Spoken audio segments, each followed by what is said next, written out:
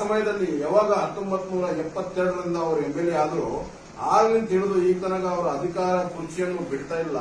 ಆ ಕುರ್ಚಿ ಆ ಒಂದು 50-60 ವರ್ಷಗಳಿಂದ ಮಾಡ್ತಿರುವ ರಾಜಕಾರಣ ಹಾಜಮಾನ್ಯದಿಂದಲೇ ಹನಿ ಟ್ರ್ಯಾಪ್ ಬರ್ತಾ ಇರೋದು.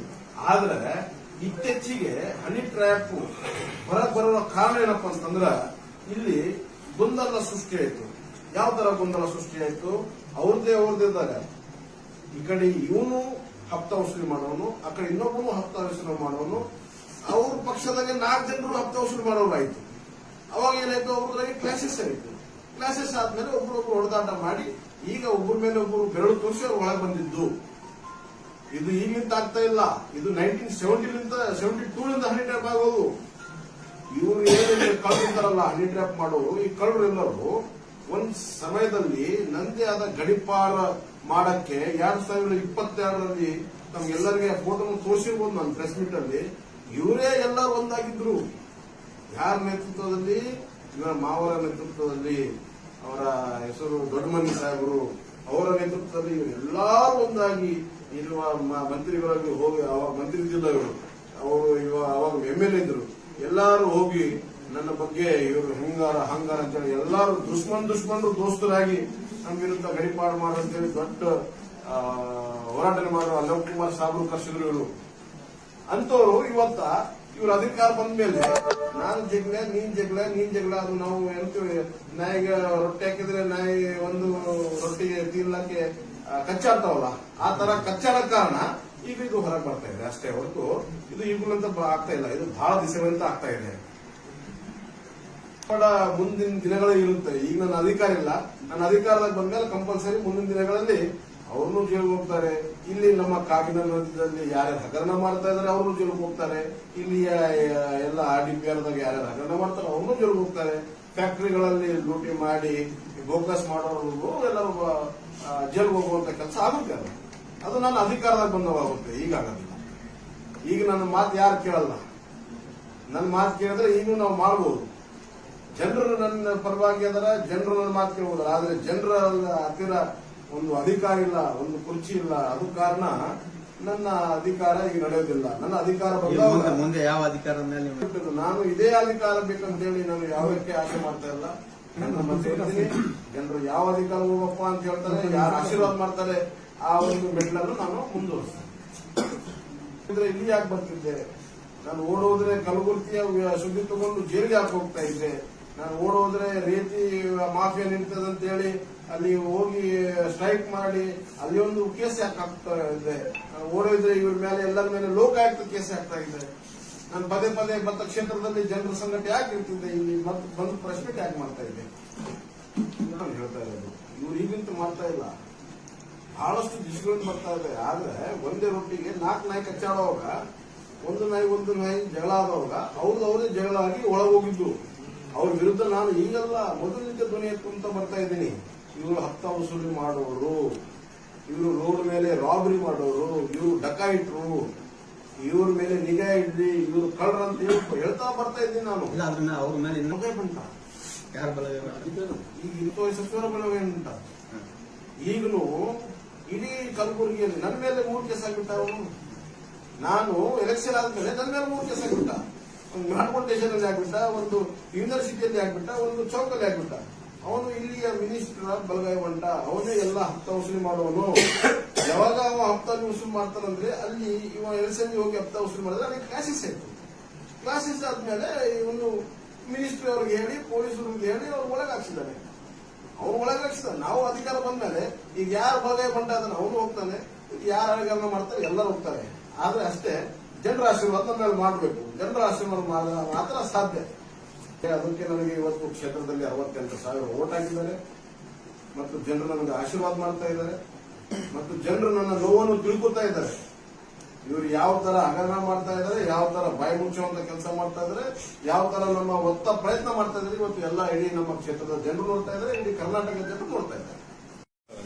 11 ತಿಂಗಳಿಂದ ಚಿತ್ತಾಪುರ ಕ್ಷೇತ್ರದಲ್ಲಿ ನಾವು ಯಾವುದೇ ಕಾರಣಕ್ಕೆ ಇವರ ಹಗರಣಗಳ ಬಗ್ಗೆ, ಇವರ ಕರಪ್ಷನ್ ಬಗ್ಗೆ ಧ್ವನಿ ಎತ್ತಿದ್ರೆ ಇವರು ಪದೇ ನಮ್ಮ ವಿರುದ್ಧ ನಮ್ಮ ಹಗರಣವನ್ನು ಹೊರಗ ವ್ಯಕ್ತಪಡಿಸಲು ಅಂತ ಹೇಳಿ ಬಾಯಿ ಮುಚ್ಚುವಂತ ಕೆಲಸ ಇವತ್ತು ಇಲ್ಲಿಯ ಮಂತ್ರಿಗಳು ಮತ್ತು ಇಲ್ಲಿಯ ನೂತನ ಎಂಪಿಗಳು ನಮ್ಮ ಬಾಯಿ ಮುಚ್ಚುವಂತ ಕೆಲಸ, ಸಂವಿಧಾನದ ವಿರೋಧಿ ಚಟುವಟಿಕೆಗಳನ್ನು ಇವರು ಮುಂದುವರಿಸಿದ್ದಾರೆ. ನಮ್ಮ ಸಂವಿಧಾನದಲ್ಲಿ ಯಾವುದೇ ಕಾರಣಕ್ಕೆ ರೈಟ್ ಟು ಸ್ಪೀಚ್ ಇದೆ, ರೈಟ್ ಟು ಟಾಕ್ ಇದೆ, ನಮಗೆ ರೈಟ್ ಟು ಹೋರಾಟ ಮಾಡೋದು ಇದೆ. ನಾವು ಯಾವುದು ಅನ್ಯಾಯ ಆಗ್ತಾ ಇದೆ ಅದ್ರ ವಿರುದ್ಧ ಹೋರಾಟ ಮಾಡಿದ್ರೆ ಇವರಿಗೆ ತ್ರಾಸು, ಮತ್ತು ಇವರು ಮಾಡ್ತಿರುವ ಕರಪ್ಷನ್ ಬಗ್ಗೆ ನಾವು ಧ್ವನಿ ಎತ್ತಿದ್ರೆ ತ್ರಾಸು. ಅದಕ್ಕಾಗಿ ಇವರು ಸುಮಾರು 11 ತಿಂಗಳುಗಳಿಂದ ಇರ್ಲಾರದ ಸುಳ್ಳು ಆರೋಪಗಳನ್ನು ಹಾಕಿ ಇವತ್ತು ಈ ಕ್ಷೇತ್ರದಲ್ಲಿ ನಾನು ನಿನ್ನೆ ಸುರಪುರ ತಾಲೂಕಿನ ಜೈಲಿಂದ ಹೊರಗೆ ಬಂದ ಮೇಲೆ ಇವತ್ತು ನಮ್ಮ ಕಾರ್ಯಕರ್ತರು ಎಲ್ಲರೂ ಸೇರಿ, ನಮ್ಮ ಕ್ಷೇತ್ರದ ಹಿರಿಯ ಮುಖಂಡರು ಎಲ್ಲರೂ ಸೇರಿ 11 ತಿಂಗಳಿಂದ ಸುಮಾರು ರಸ್ತೆಗಳು ಹದಗೆಟ್ಟು ಹೋಗಿದ್ದಾವೆ. ಮತ್ತು ನಮ್ಮ ಕಾಗಿನ ನದಿ ಮಾತೆ ಒಂದು ನಡವದಲ್ಲಿ ಜೆಸಿಬಿಗಳನ್ನು ಹಿಟಾಜಿಗಳನ್ನು ತಗೊಂಡು ಹೋಗಿ ಇವತ್ತು ಈ ನಮ್ಮ ಕಾಗಿನ ನದಿಯ ನಕ್ಷನೆ ಬದಲಾಯಿಸುವಂತ ಕೆಲಸ ಇಲ್ಲಿಯ ಕಾಂಗ್ರೆಸ್ನ ಮುಖಂಡರು ಹಾಗೂ ಇಲ್ಲಿಯ ಅಧಿಕಾರಿಗಳ ಪ್ರೋತ್ಸಾಹದಿಂದ ರಾತ್ರಿ ಹಗಲು ತಮ್ಮದೇ ಆದ ಸರ್ವಾಧಿಕಾರಿಗಳನ್ನು ಉಪಯೋಗಿಸಿ ಈ ನಮ್ಮ ಕಾಗಿನ ನದಿಯ ಮಾತೆಯನ್ನು ಇವತ್ತು ಕಂಗಾಲು ಮಾಡುವಂಥದ್ದು ಈ ಕಾಂಗ್ರೆಸ್ ಪಕ್ಷಗಳು ಮಾಡ್ತಾ ಇದ್ದಾರೆ. ನಾನು ಇಲ್ಲಿಯ ತಹಸೀಲ್ದಾರರು ಹಾಗೂ ಪೊಲೀಸ್ ಇಲಾಖೆ ಮತ್ತು ಆರ್ಟಿಒ ಇವರಿಗೆ ನಾನು ರಿಕ್ವೆಸ್ಟ್ ಮಾಡ್ತಾ ಇದ್ದೀನಿ, ತಾವು 11 ತಿಂಗಳಿಂದ ಏನು ಹಗರಣ ಮಾಡಿದ್ದು ಯಾರು ಕೇಳಲ್ಲ ಅಂತ ಹೇಳಿ ತಾವು ಏನು ಭಾವಿಸ್ತಾ ಇದ್ದೀರೋ ಅದು ತಾವು ಮರೆತು ಹೋಗೋದು. ಯಾಕಂದ್ರೆ ನಾವು ಈ 11 ತಿಂಗಳದಷ್ಟೇ ಅಲ್ಲ, ಮುಂದಿನ ನೀವು 5 ವರ್ಷ ಅಧಿಕಾರವನ್ನು ಮಾಡಿದ್ರು ಸಹ ನಮ್ಮ ಕಾಗಿನ ನದಿಯ ಒಂದು ನದಿಯಲ್ಲಿ ತಾವು ಏನೇನು ಹಗರಣ ಮಾಡಿದ್ದೀರೋ ಆ ಹಗರಣವನ್ನು ಮುಚ್ಚೋರೊಬ್ಬರು ಇಲ್ಲ. ನಾನು ಈ ಒಂದು ಹಗರಣವನ್ನು ನಾನು ಬಹಳಷ್ಟು ಕೇಸ್ಗಳನ್ನು ಕೊಟ್ಟಿದ್ದೀನಿ. ಕೆಲವು ಕೇಸ್ ಆಗಿದ್ದಾವೆ, ಕೆಲವು ಕೇಸ್ಗಳನ್ನು ತಾವು ಮಾಡಲಿಲ್ಲ. ತಾವು ತಮಗೆ ಅಷ್ಟೇ ಅಧಿಕಾರ ಅಂತ ಹೇಳಿ ತಾವು ಯಾವಾಗ ಆ ಒಂದು ಸರ್ವ ಅಧಿಕಾರ ನಡೆಸಕ್ಕೆ ಪ್ರಯತ್ನ ಮಾಡ್ತಾ ಇದ್ದೀರೋ ಅದು ತಮಗೆ ವಿಫಲ.